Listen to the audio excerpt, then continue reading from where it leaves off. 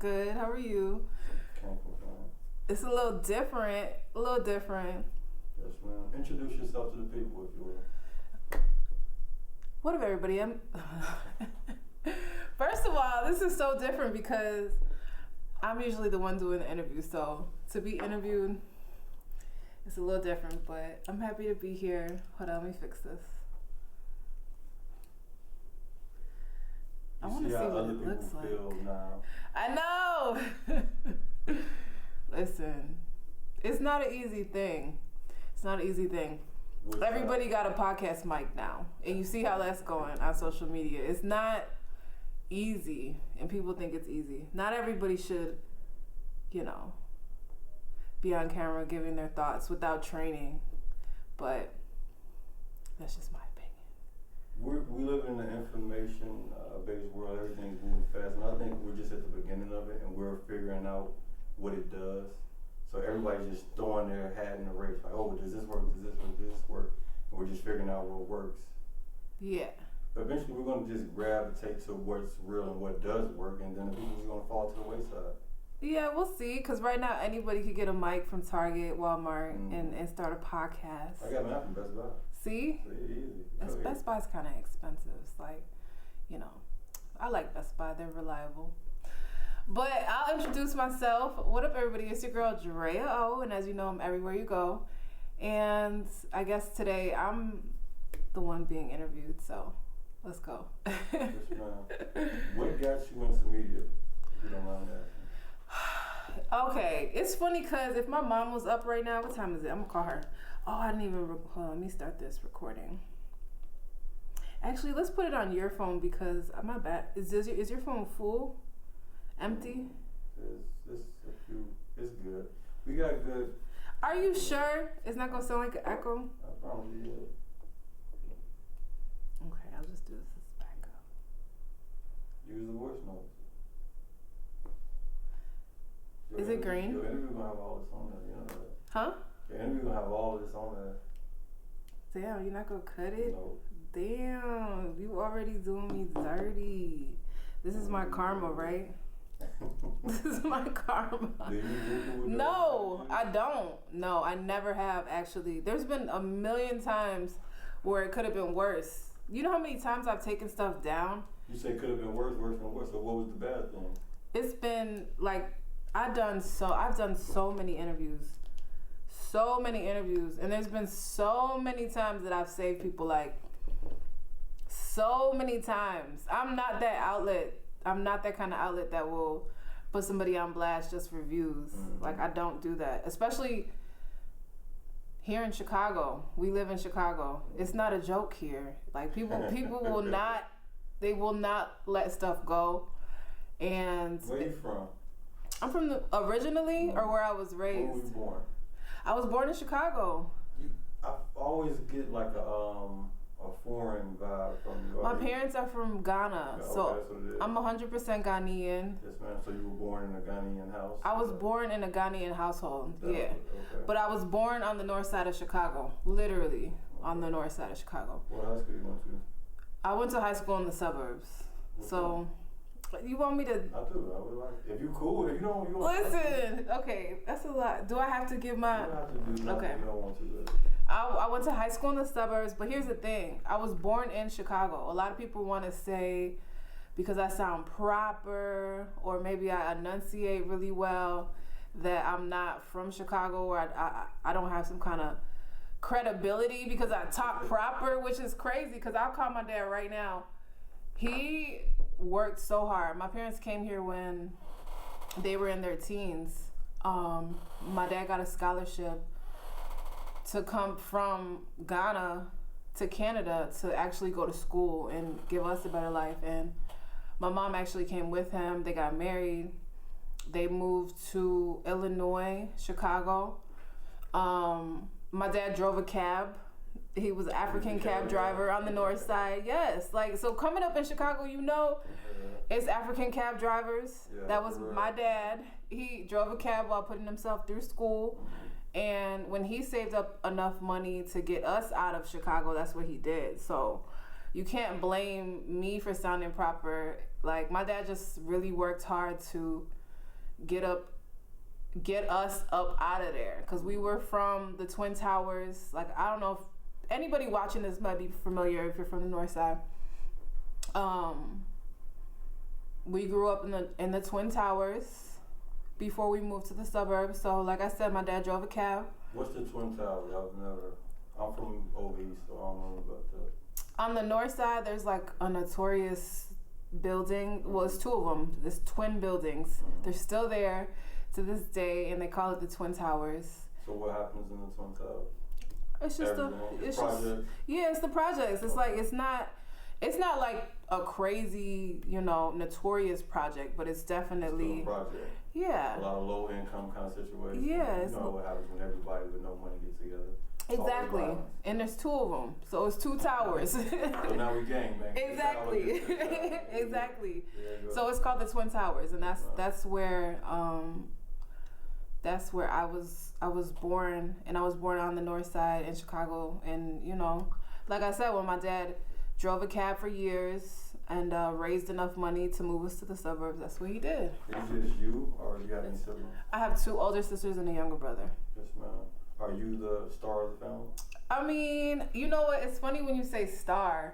I wouldn't necessarily say star. I might say like, I'm just different. I'm the different one, because everyone else has more of a straight path. Mm-hmm. Everybody went to college. Everybody has great jobs, big houses. More stability, more 9 to 5. Yeah, a more structured lifestyle. And mine was a little bit more not structured. Do you feel like it's working out for you? I do. I mean, honestly, I couldn't think of anything else that I would be happy doing. I always knew my whole life that this is what I wanted to do. So as far as what you mean, media, entertainment, what do you mean? Yeah, I always knew since I was a little girl that I wanted to do interviews. And it's just that simple. It's that straightforward. Like, I always knew that I wanted to ask people questions, help people tell their story, and just create content, because I was just always interested in that. At what age did you say?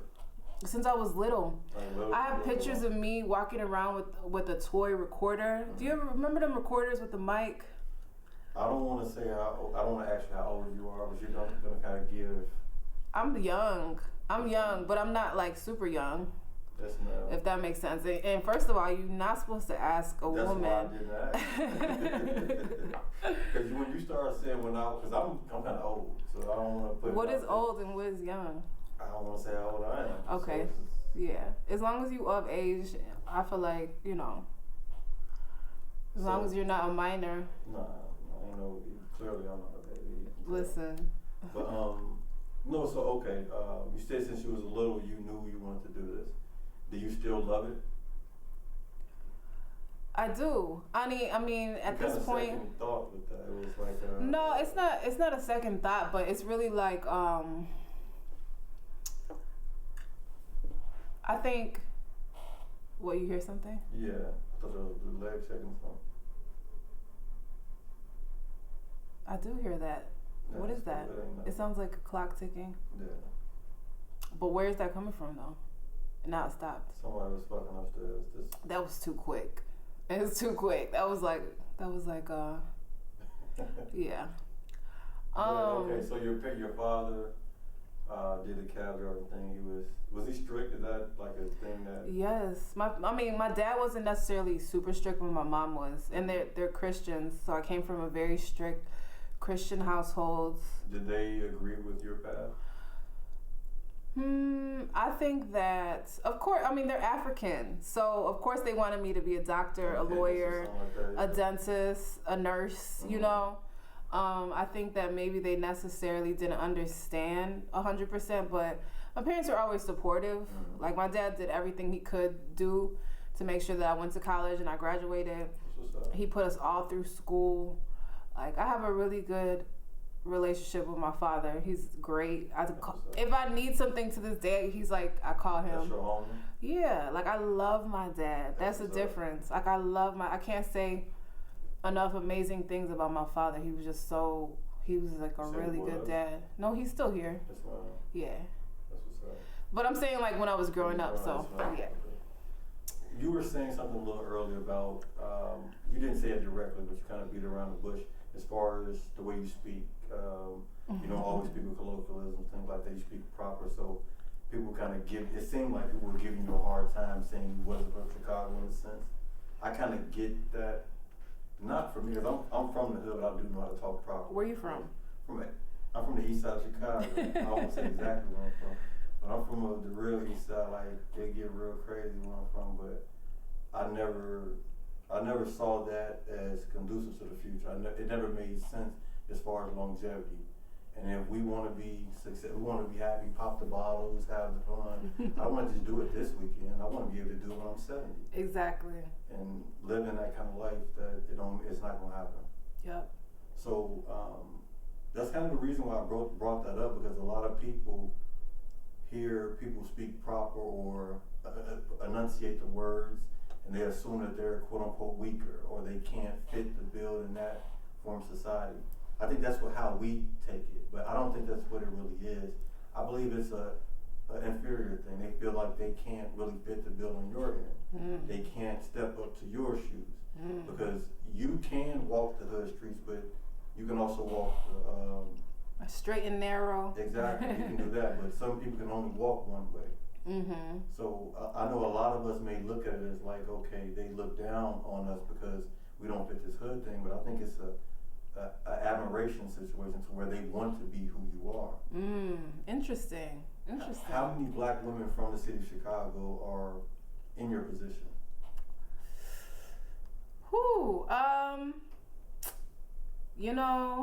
I don't know that many. And Chicago is really small too. Like, we act like it's big. We act like it's big, but when it comes to the entertainment industry, the rap industry, hip hop in Chicago, I think we all pretty much know each other, right? We do. And we act like we don't. We don't. I know. I hate that. What is that about? It's weird. Everybody acts funny, yeah. Or we know somebody that knows somebody, or we've seen each other, or we've heard of each other, we've been to each other's events.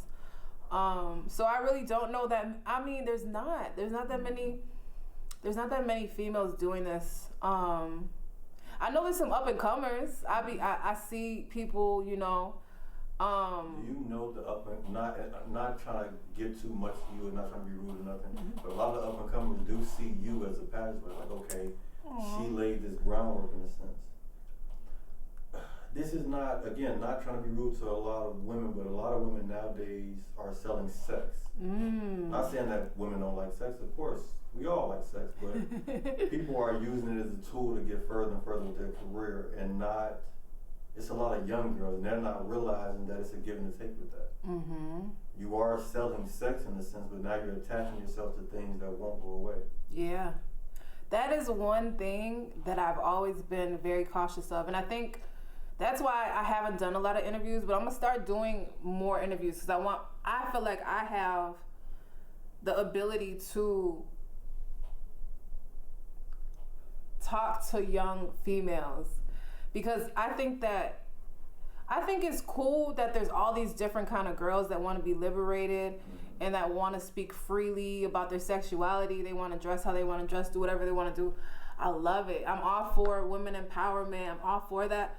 But I also think that there needs to be different examples, So like, yeah, there's the strip girls, which is cool. If that's your path, that's what you want to do, that's fine. There's the CNAs, which is great. If you want to do that, that's cool too. But there also has to be every example for every woman. So like, there is different people that people can look up to. And I just want to be somebody that girls can look up to. Somebody that can show people a different way, like a new way. So if there are girls that are interested in journalism, broadcasting, that have a natural interest in the news, investigative journalism, hip hop, rap, like that's what I want to be. I want to be an example to girls to show them like, this is how you could do this. You know what I mean? Instead of doing this, you could do this.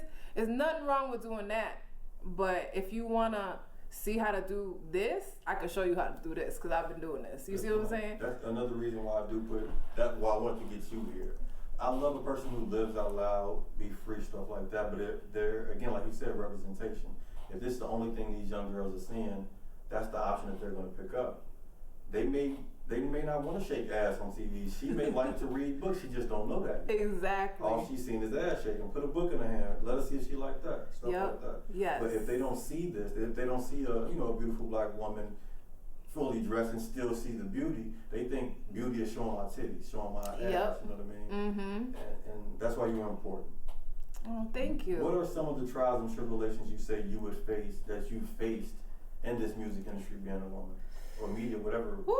I mean, okay, so you gotta be a little more direct with the question, because I could go all day, honestly. We got time. I got time. I'm 24 hours. Listen, your battery only got so much. I know, because I do this. Okay. You see this right here? I see you. What is that? This is a battery pack. I know that's right. You ready? Yes, ma'am. I try to stay ready. But okay, we got time. What are your trials as a woman? Again, you are a beautiful woman, and this is the industry can be a situation to where people feel like they can get whatever they want. I got $100 million, how dare you say no? And if I just feel like this within this moment, if I've conquered all these feats that only a percentage of people have done, I feel like I can have anything I want. I'm sure you've been in places like that. Yeah. And that's kind of what I mean. Are those some of the trials and tribulations that you face? How have you maneuvered through those? How does one avoid being in a pocket like that?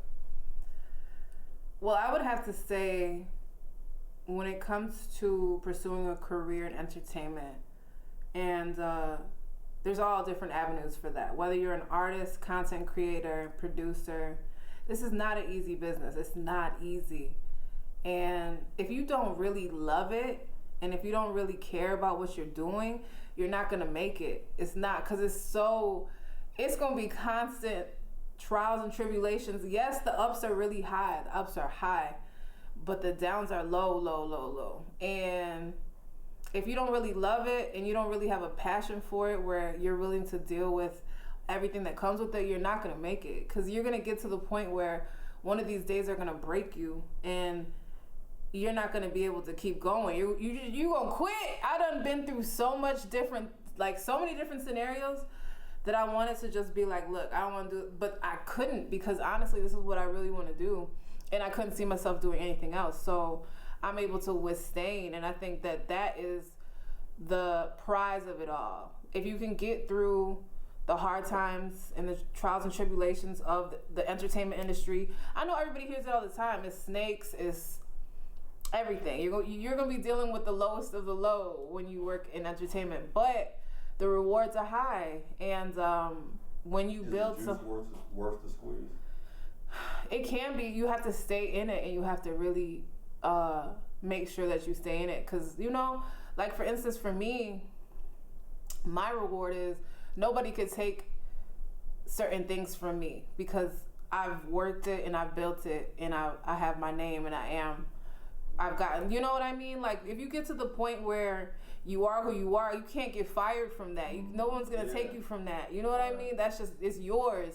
But you can't, I mean, people try to cancel, blah, blah, blah, but what they say, all press is good press, and that in 2023, it's true. But you just really can't give up when it's something like that you really, really want. And I think a lot of times people give up, or they leave and they just stop because it's not something they really wanted, and it might not be their path.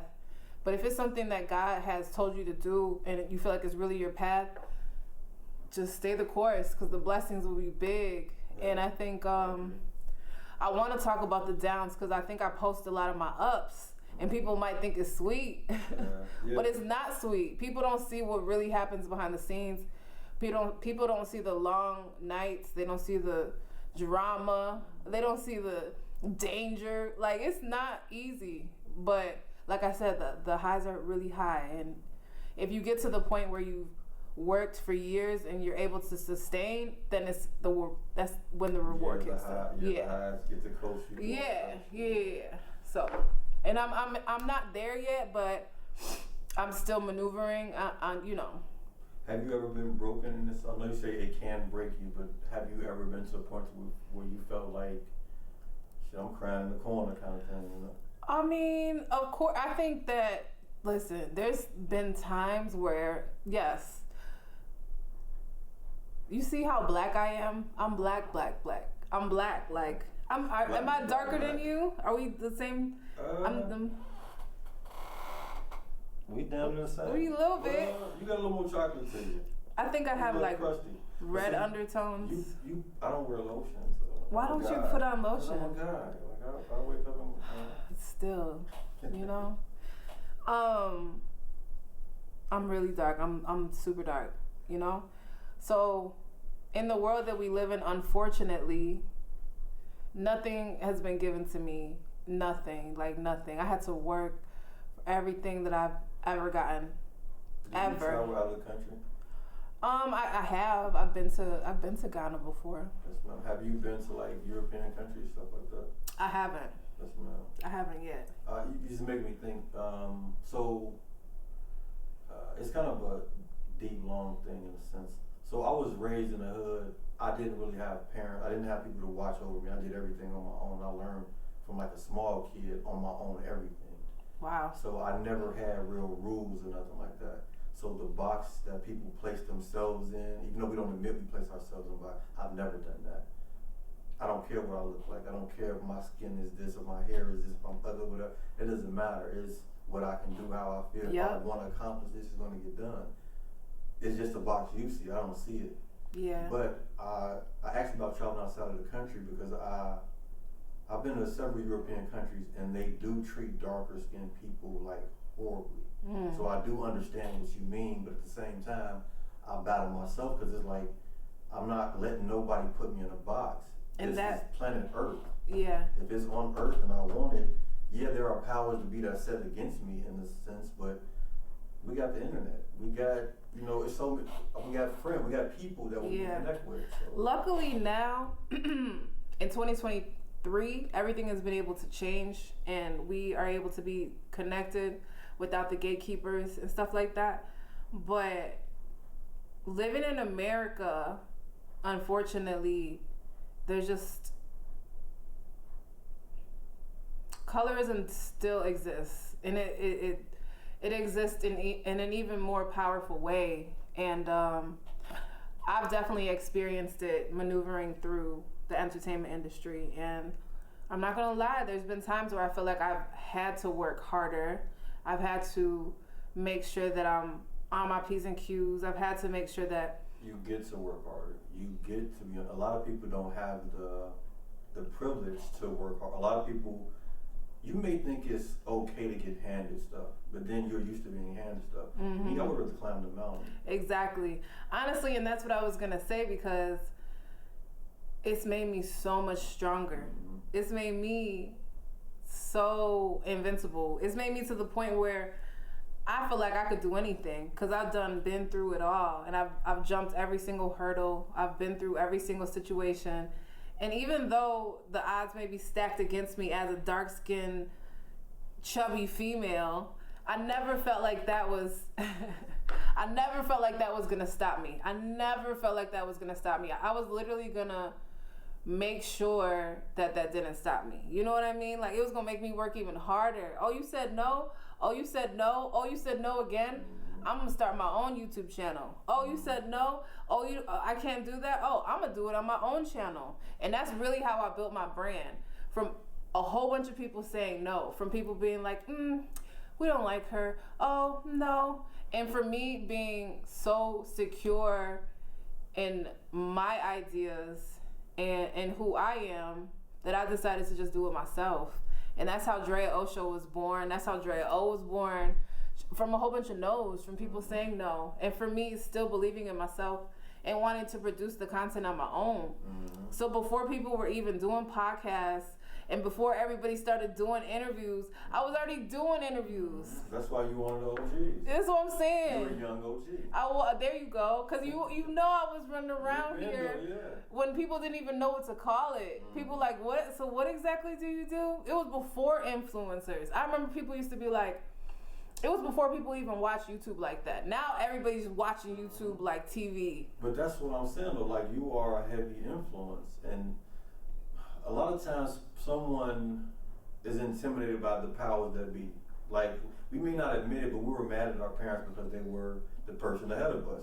You were the one who set the rules and stuff like that. So in a sense, you're setting the rules. You're paving the way, and you're intimidating. You're a beautiful black woman. So it's like, damn, she's dark skinned too, and she, curvy too.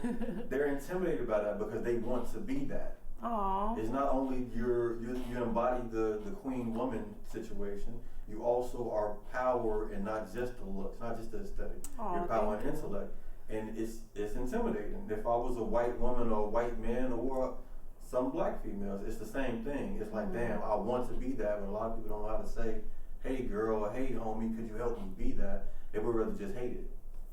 And that's why I really want to establish something where I can help and give back, because I think that there isn't enough woman empowerment. I hate that. It sounds so cliche. Oh, women empowerment.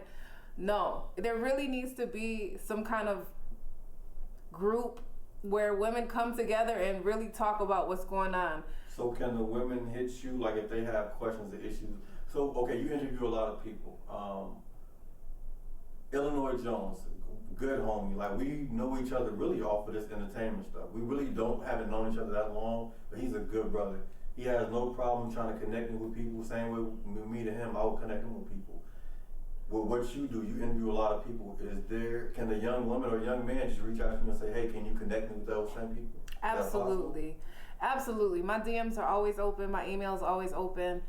I'm really here to help in any way. So if people have questions, if you need anything, you want to, I'm available to answer that. And I do want to structure it in a way in the future where I could just really help people get to where they got to get. Even with rappers, like I would love, and I don't want to just give my ideas away right now, so I'm not going to fully say it, but no, don't do it. Because then somebody's going to take it. Okay, yeah. Let me shut up. You got a good, pure heart. Not everyone does. So it's like, yeah, you do got to touch some of that. But I do hear you, and a lot of us don't know that the doors are open. That's why anytime I meet somebody, no, it's cool, it's love. People expect people in your position to be bougie until they actually talk to you.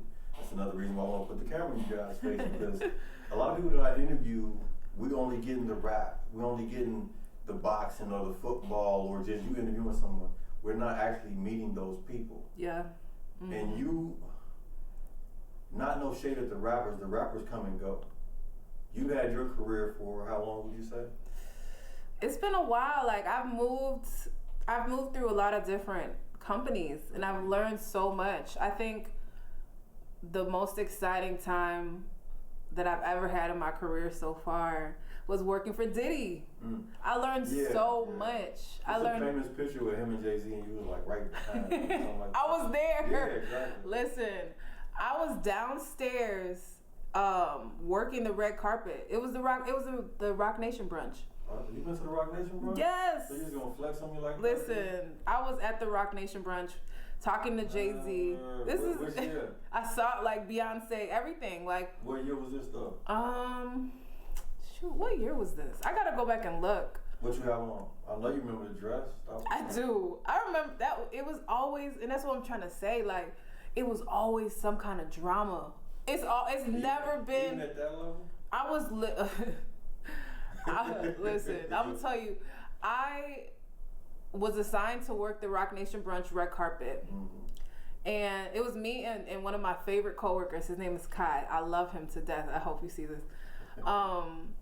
And I ordered my dress from this boutique online, and I was so excited. I probably found out maybe like a week. So I really didn't have that much time to find something to wear. So I found everything online. I ordered everything. And the day that the dress was supposed to come, I'm trying to hurry up and get home. I was working in Manhattan in the Ribwalt TV office. And I lived in Brooklyn at the time. I'm trying to hurry up and get home because this is before. No, this is how many years ago? I don't know. We're gonna check and we're gonna insert the pictures. But I was trying to hurry up and get home, and I was living in Bed-Stuy, so Bed-Stuy is now super gentrified, but at the time it was just the beginning of the gentrification. Yeah. So it's the hood. I'm living in the hood, and I'm trying to hurry up and get home because I know my package is coming, and there's nobody at home. Nobody's gonna be able to get it for me, and I'm probably like 2 days before. It wasn't even 2 days. It was like the next day. was the Rock Nation brunch, and I'm rushing home, trying to hurry up and get home. And by the time I get home, what do you think happened? Someone stole the package. Well, the package was delivered and somebody stole the package. Like, you can't even make this up. You cannot even make this. It was like stuff like that would always happen. But who would have knew a couple days later that I would be in Rock Nation brunch, like having drinks with Elliott Wilson and Hove and Beyonce, DJ Drew. I mean, like everybody. I met everybody that day. It was so crazy because my boss Diddy at the time was in there like, hey, how did everything go downstairs? And I'm like, oh, you know that I work for you? Like, yeah. I'm like, that's crazy because, like, I mean, we've had meetings.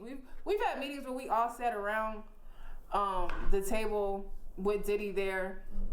But that was different because he actually knew that I was working the red carpet for his company. He was talking to me, and I was like, I thought I was about to get in trouble. I was like, okay, my skin color, my look is on the negative side of things. It actually stands out because it's not many people who look like you in the crowd. That's why I say you get to be this. It's not I have to do this. You get to be the one in the room. Yeah, I mean, honestly, I never thought that my skin color was a negative. I never thought that. And honestly, that's the only way that I made it this far, by not thinking that. Because I could be, feeling like the ways of the world where people might feel like light skin is more, you know what I mean? The thing that blows me about this, though, is why, as black people, do we not take our super dark skin and cherish it and act like, you know what I mean? I don't know. It's hard for me to explain it because blonde hair and blue eyes is like... It's actually a deficit, and if you really know your science. To have blonde hair and blue eyes, that means you're like missing something. Like, we have the real natural strength, our skin, our energy. Right, but in America, in the U.S., they put that on the screen like it's, like... So, okay. Sleeping Beauty, fair white. You know what I mean? It's actually business. And people, that's what... so why as black people don't we be like, our super dark black sisters are... You know what I mean? It's because for one, we're disenfranchised. It's not a team of us. It's not a fist of us swinging against this fight. But again, it's a business thing. So, okay, if you were into white guys, if you had a white husband and y'all had a baby, his lineage is no longer white. It's mixed. It's simple as that. You didn't fight a war. You didn't do anything. You just loved the man. Mm-hmm. And you just changed his whole everything. They can't do that to us. If a white man bumps into a black woman, now there's the black baby forever. Yeah. So, it's business. So I got to keep y'all over there. I got to keep making you think you're inferior. I can't have y'all banding together. If y'all come together, y'all going to realize y'all can do this better than us. Mm-hmm. And if y'all do this better than us, all the women and men gonna want to be intertwined with y'all, and now we are no more. 100 years from now, it will be no more white people if all of black people was up here. So like I said, it's kind of like business, and I don't fault them in a sense because they want to survive, but I'm not gonna feel inferior to them because I'm not stupid. Mm-hmm. I know what I've done in life for a little bit of nothing, mm-hmm. and they have heavy pedestals that they're standing on, and they still can't touch me. It's God. I mean, honestly. It's going to sound how it sounds, but it's this simple.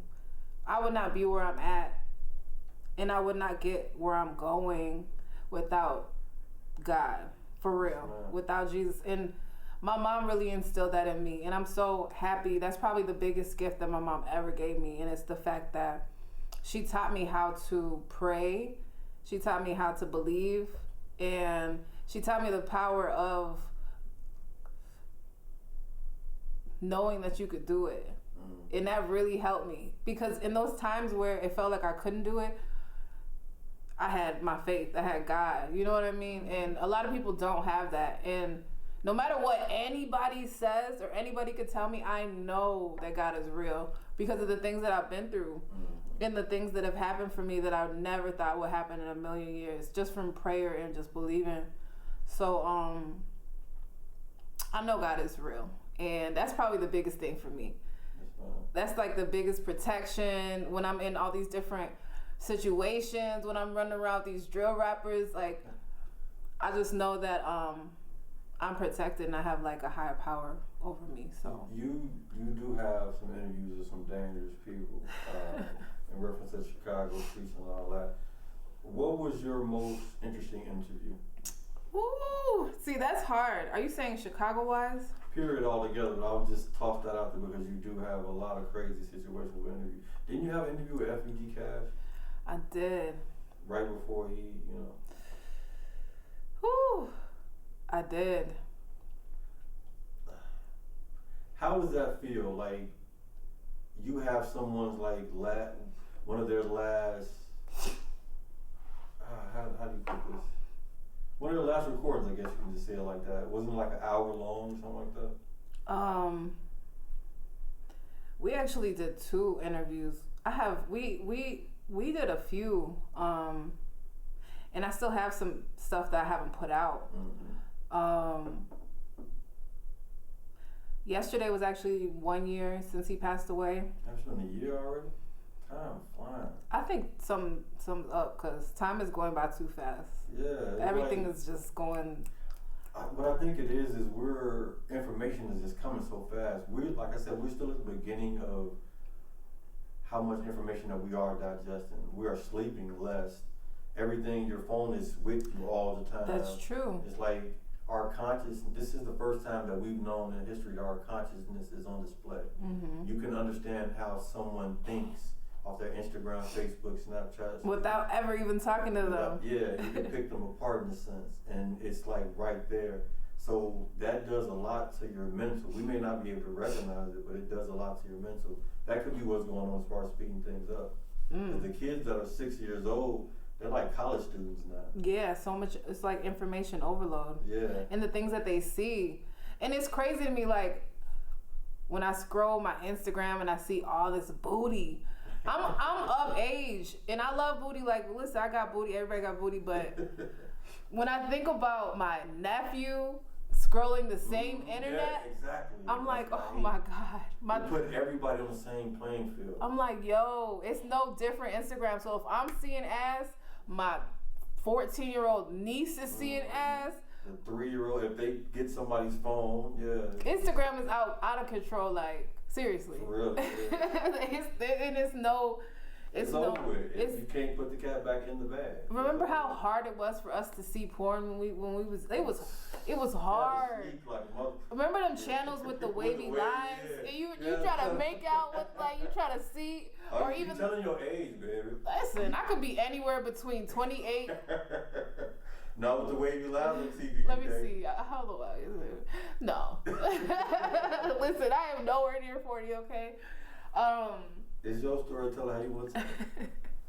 I'm talking about the 1-900 numbers. Remember? Yeah. When you could call them.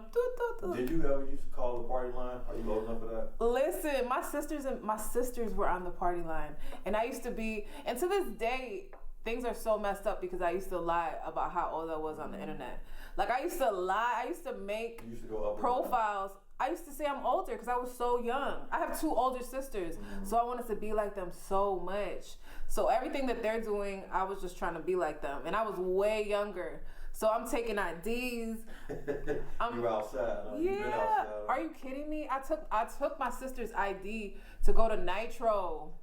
Wait. Nitro was like 17 and shit like that. No, it was only like one night where you could be like 16 and go or something like that. But I wasn't even old enough. And I think I got in maybe like once, and there was one time where they took my sister's ID. How old were you? I had to be like 15 or something. Like I looked so much older. And I had older friends, older boys. You look like your sister? Yes, but my sister's way shorter than me. I'm 5'7". But if you pass me your ID, I ain't looking at the height. Okay. This one dude did. Was on that. Yes, he looked at me. He looked at the ID. He looked at me. He put the ID in his pocket, and he was like, "Go." I was like, "But, well, give me my sister's ID back." Yeah, I mean, like, listen. Was you borrowing it? Or was you stealing? That's what I'm saying. I was.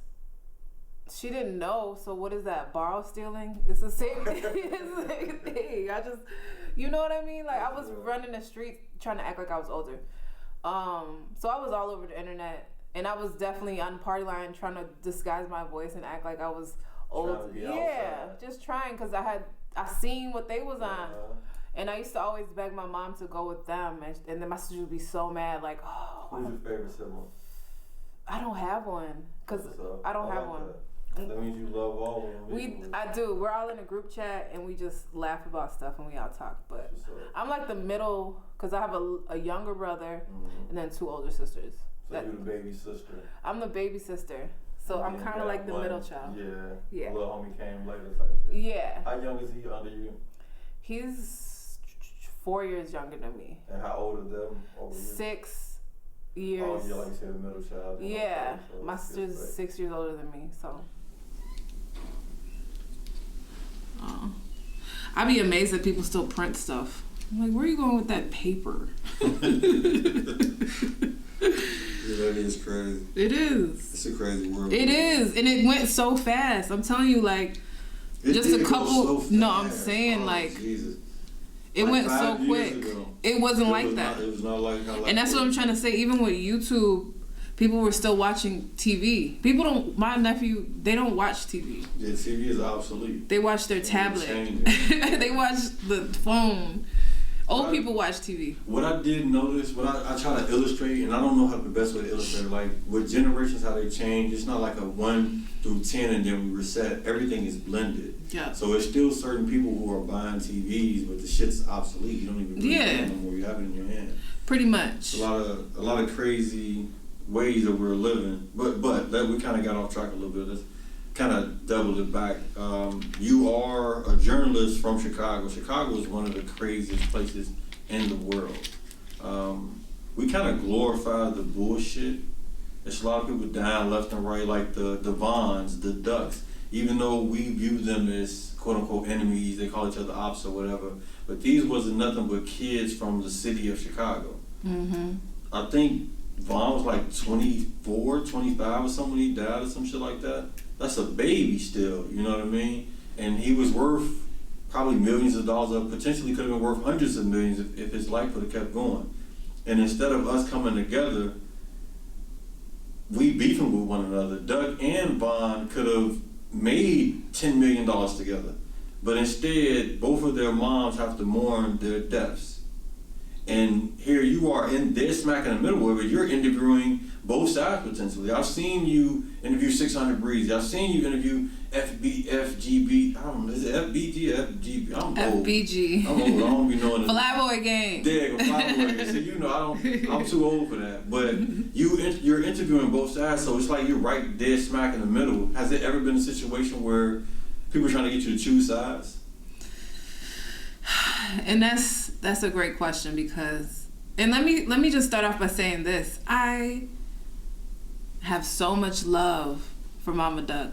I love Mama Duck. She's the sweetest person. She has the biggest heart and she's so kind. And I just love Mama Duck. She's been through so much that I just want her to be happy. And I'm just, she has this amazing movement, Mothers of Peace. She started a non-for-profit organization where she's really trying to make a change. And I'm so proud of her and everything that's transpired. Imagine having to deal with some of the stuff that she's had to deal with. It's not easy. And she's one of the strongest people I know. So I just want to shout out Mama Duck. So I'm going to be honest. When you originally said her name, I instantly thought, that lady crazy. That was my first thought, I'm not going to lie to you. But you actually explained why I feel that way, all the things that this person has gone through. And a lot of us are pushing out our trauma in rash ways, in abrasive ways, and we don't even realize it's due to our trauma. We're screaming and hollering. Now we got this internet, we got this platform to express ourselves because we really don't feel like we can express ourselves nowhere. Now we got this phone on our face and we're perceived as crazy when actually we need an outlet. We need to be able to get what's on our chest off our chest because these kids are 24 years old. They don't know why they don't like the nigga 10 blocks away or 2 blocks away. We just don't like him. Why? Let's really get to the bottom of this. You have better things to be doing with your life instead of trying to find out. One day you're going to leave Earth. And instead of leaving Earth how it was, let's change this. Because again, Duck and Vaughn could have made each other hundreds of millions of dollars. And you want to know one thing that's really crazy to me, for real. People don't understand how precious life is. Life is so precious. The fact that your mom carried you for all that time, birthed you, funded you, clothed you, put you through school, everything, and for somebody to come and just take your life, that's like, it's not something light. And I think that music and entertainment make it seem like it's something small, and it's not something small. When somebody is murdered or somebody is killed, they don't come back from that. There's no coming back from that. And when you speak on these figures in the drill movement that have been murdered, imagine if Duck was still here. Like, imagine if we would have got to see King Von's next chapter. King Von was just taking off. He was literally running. Imagine if he was still here and we got to see what happened. Imagine if FBG Duck was still here and we got to see what happened. Imagine if it was a friendly beef and they was really putting out wax, battle rapping each other like. Imagine if they would have matured to be 35-year-old men. And then they were able to come together and be like, wow. It was tripping. Yeah. That's what I'm saying. Like, I really don't think that people understand the magnitude, they don't understand the how heavy it is and how much of a big deal it is to take a life. Murder. That person is never coming back. I know people have nightmares at night. I know people can't sleep. I know there's people walking around Chicago and other cities with heavy hearts and PTSD for carrying these things around with them, because it's not a joke. It's not a game. And we don't know what happens in the afterlife, but I can guarantee that something like that is really heavy, because even us as fans losing these two artists, we're still here talking about them. And how long has it been? It's been like over 2 years. It's getting around that time. I think Duck has been about 2 years, and Vaughn will be 2 years in a few months. It's crazy because you were put into the extreme, like you keep announcing the murder part of it, but it's even smaller parts that's fucking us up, like the how abrasive and aggressive we are to one another, which eventually could lead to the murder. When instead of giving you a hard time with things, why not help you get to the next level? Because we all are one. We all are from Chicago. Instead of me beefing to being mad at you, like you were saying a little bit earlier, some people may seem intimidated by how you look. You know what I mean? Instead of being mad at me, how about we communicate? Because I could help you, and you could help me. Maybe it's somebody that I know that me and them ain't hitting it off right or whatever. Maybe what if I introduced you to him or her? Y'all can make 10, 20, $30 million together. And us being mad at each other, we kind of slowing down the flow. Let's open this up. All this rah-rah shit is creating a situation to where someone's ops instead of, hey, here's an opportunity versus an op. Exactly. And I think that that's where I come in, and I really I just want to do my part. I know that there's beef and there's things that can never be changed, and there's bloodshed and there's heartache that could never go away. But I really want to be neutral in this thing. And by the grace of God, I've been able to be on both sides and tell both sides of the story. I've been able to make friendships with this person and make friendships with that person, and they hate each other. And the internet wants so bad for me to pick a side. Everybody like, how you gonna go over there and interview with him after he just said that about him? And how are you gonna, talk to him after that's his ops? But listen, I'm a journalist. I do not pick sides. I am telling the story. It's my job to document the history. I'm not picking no sides. Everybody's wrong. Y'all are all wrong. Everybody that's dissing the dead is wrong. Everybody that's committing crimes against their fellow man is wrong. Everybody is wrong. You are all wrong, okay? And I'm not about to pick a side. Even though I might like this person, I might have built a relationship with this person, I'm still going to go over here and tell the story because that's my job. I cannot be biased. I cannot stay on one side. I have to tell I saw you interview Spenzo. I don't know if you dropped it yet. I seen he went through a horrific situation where a young man almost lost his life. Yes. How deep into that conversation, how deep into that situation did you guys go? We went very deep. Shout out to Spenzo. Thank you for giving me the opportunity to help you tell your story, because stories like that are very, very delicate. Very delicate, and I like to make sure that I don't stir the pot, because I don't want more drama to come from my interview. I just want people to be able to tell their story, and I think that everything that was happening with him, I wanted to be a safe place where he could come tell his story. So we did that, and he never mentioned no names, and I commend him for that. He didn't mention no names. But when you tape somebody and you put it on the internet, you got to give the man a chance to tell his side of the story. They beat his ass, they recorded it. They beat him bad. Listen, they kidnapped him. Whole time he lucky to be alive. Listen, they put it on the internet first, so can't nobody say that he can't talk about it, because they already put it out there. Yeah. So it's no snitching. Y'all told on yourselves, and I don't even know who did it. He never said who did it. He never ever said. He never told on nobody. He just told his story, and he never ever mentioned no names. To this day, I don't know who. I have no clue. I don't even know what happened, like, for real. And I don't pick sides, and I'm not mad at nobody, but I just help people tell their story and I document stuff, because Spenzo is important. Remember when he had the biggest record? Yeah. Listen, Wifer is part of Chicago's. They play Wifer at almost every time. That's what I'm saying. At every event, they play Wifer. What else do they always play? They might throw a little R. Kelly in there sometimes. When the lights. They play I Don't Like all the time. Wifer, yeah. Wifer. I was just out the other day. They play Wifer. So Spenzo's story is important, and Spenzo is important. Like, at one time, he was one of our biggest artists. So documenting what's happened is something that's part of my job. I think Chicago wants to know.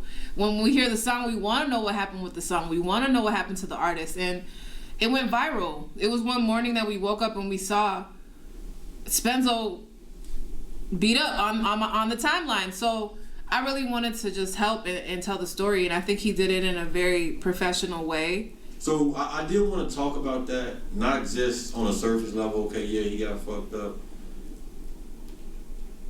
A lot of what we're doing are kind of putting ourselves in fucked up situations. I'm not saying for him and his thing.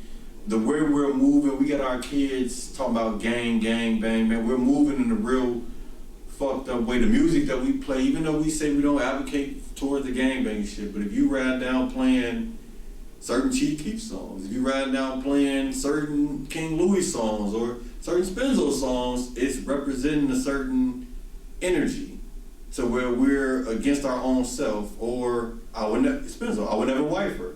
I can understand not wifing certain females, but you're not saying it like that. You're saying, like Snoop would say, bitches ain't shit. Sorry. Yeah. Pardon me for the speech, but B words ain't shit, but and all that, and we're raising our kids off that energy. So when you meet a woman, you're not coming with the energy, hey baby, how you doing? Let me love you. I'm trying to use you and finesse you. And then that's a domino effect. And everybody's trying to finesse everybody. Throw it to your friends. Exactly. So before you know, we just have a toxic environment, but we're not even noting that. We're just acting like that's just nothing. That's a part of the energy that's creating the ops, because no one has a stable foundation. Everyone is trying to get what they can get and get up out of here. And it does stem from the men with the women, and then the women want to see, damn, only thing I'm doing is getting used, so let me use the dude. Damn, only thing I'm gonna do is getting used, so let me get what I can and get the fuck on. No one is coming back to the table saying, hey, this is our community. What can we do to help our community? Before you know it, you got Spenzo in the back seat getting beat up. And it's all from the same things. What do you see us doing as a people with our platforms? We got the journalism and shit like that. What can we do to, I guess, herd us out of that bullshit?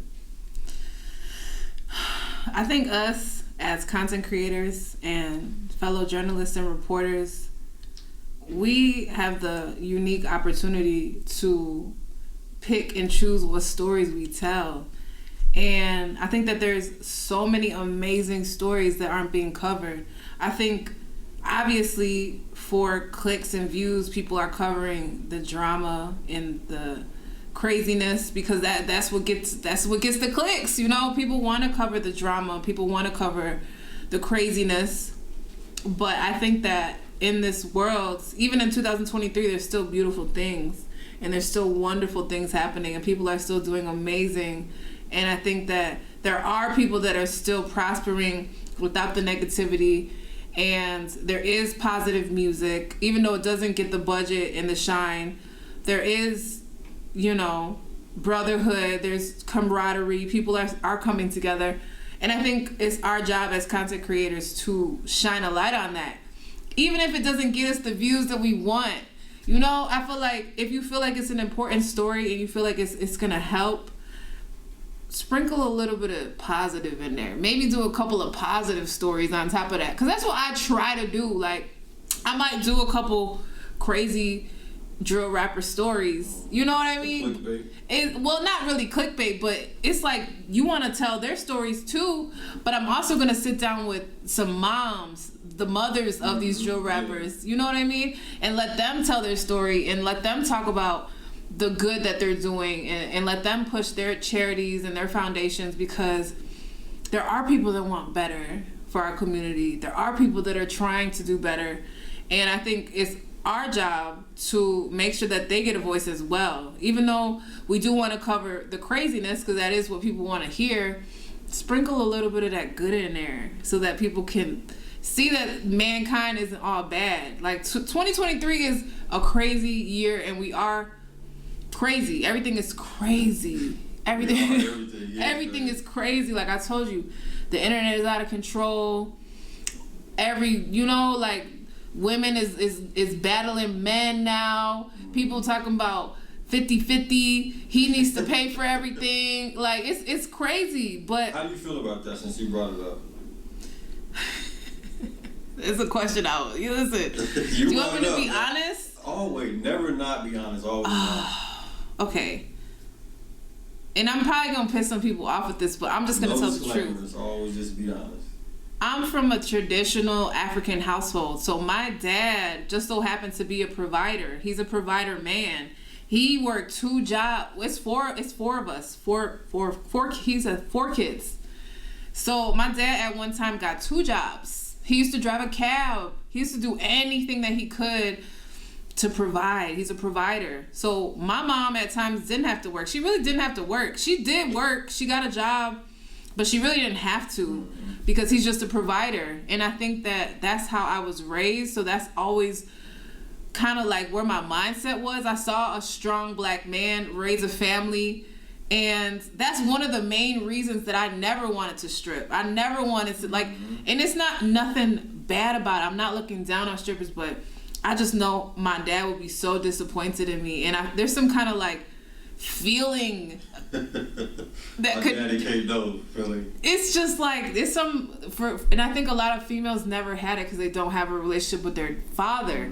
It's really important to have a relationship with your father. It's just something that can't. It's just a feeling. Like I would never disrespect him in that way. I would never. I just wouldn't, because I just wasn't raised like that. But I don't knock any other person. Everybody's situation is different.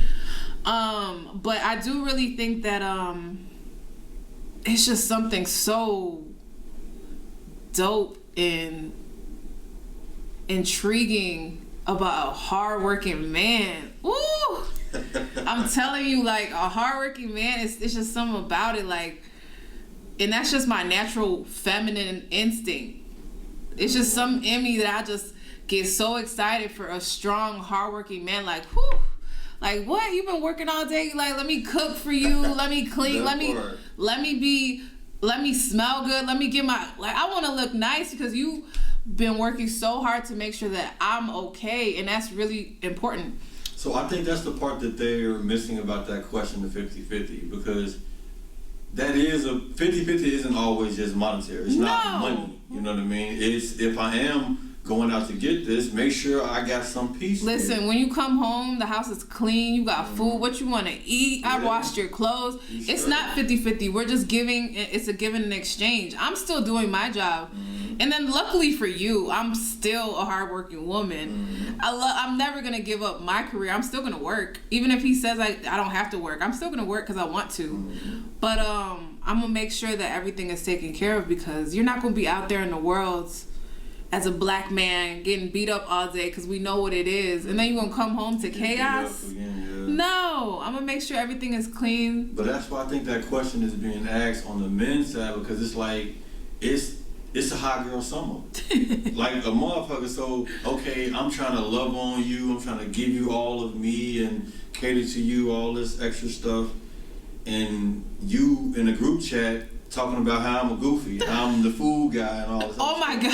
So it's like, so now I gotta see what you bring to the table, because I'm scared to be manipulated. And same way on the other end with the woman, like, damn, okay, it is a lot of hot girls out here. Maybe I'm not a hot girl, maybe I want a real man and all the other stuff, but it's 99 women willing to give it to him for $40. Oh my God. So now it's like, I think the price went up a little bit. It's inflation now. I don't know if you can get anything for $40 anymore, but I don't know. It's an 8-ball, right? Listen, I think that, like I said, society is putting these norms. Society is shining a light more on these things, but there's still good women out there. There's still, I promise you, there's still good women out there. Yes, ma'am. I think society is just shedding a light on the hot girls and the city girls a lot, because that's entertainment and that's what's popular. So you might hear the city girls rhetoric over and over again, because that's pop culture right now. Like Carisha, hottest thing smoking. City girls hot right now. So that's the mentality that's being portrayed on social media. But so it's like, but there's still good girls out there. You just gotta go to church. So question real quick. It's along the same line, but it's on the side of it. Did you like the song Hotline Bling? Of course. You talking about which one though? Because remember Drake, there's 2 of them. I didn't know it was 2 of them. Well, he jumped on, like it was someone else's song first. I didn't know that. So to me, I never liked that song. Really? I hated that song. But then I heard it so much, before you know it, Hotline Bling, I got to sing it. Yeah. So it's the same thing with the trends that you're speaking of. It's not like it's the it thing, it's what's being placed in your face. Yeah. So much. This is pop culture. And right now pop culture is telling you that, you know, all of these things are normal. But that's what I'm saying. Like, we gotta understand, we control the narrative. We do. But we keep giving it to the powers that be, as if they're running it. We black women, what y'all be saying? Yeah, that is given. Period. That is given. I like that it's given. That It's is given. It's given. Yeah. So black women come up with all this stuff. Even the drag king queen situation. The drag queen wants to be a black woman. They dress. It's all. Remember, I mean, like even our makeup nowadays, the dramatic lashes. It's all black women. The lips, the full lips, the booty. It's black women. So I just want us to get out of the situation to where we're thinking, okay, it's trendy.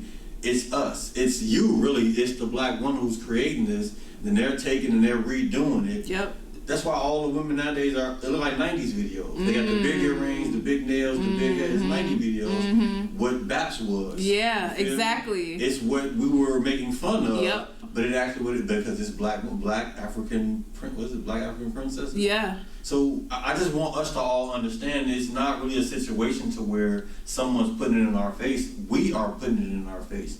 And the more and more we represent the upstanding, I ain't gonna say you gotta do suit and tie, but let's stop exploiting ourselves. And the more and more we push that narrative, that's what's gonna be the trendy thing. Before you know it, it's some little girl gonna be like, okay, I want a hardworking man because Drea O just said I want a hardworking man. She ain't gonna look for that scammer no more. Hot. I mean, if he no, I'm just playing. But listen, I mean, like you said, black culture is the most popular.